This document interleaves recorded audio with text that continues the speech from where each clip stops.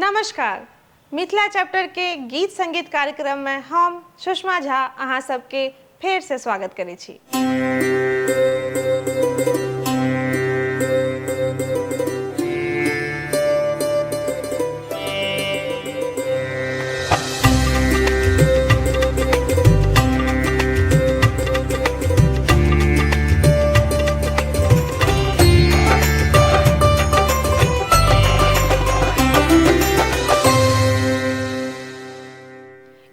अलंकार के दोसर भाग है तो शुरू करल जाए। अलंकार के रियाज करल जाए।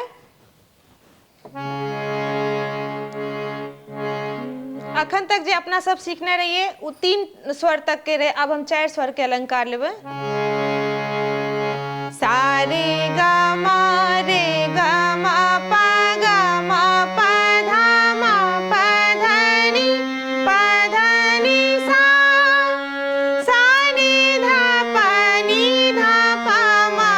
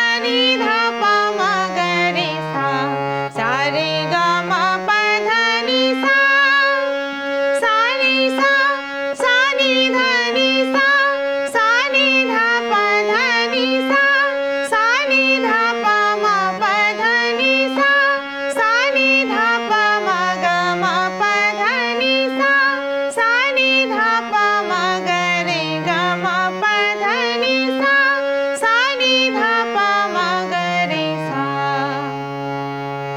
आ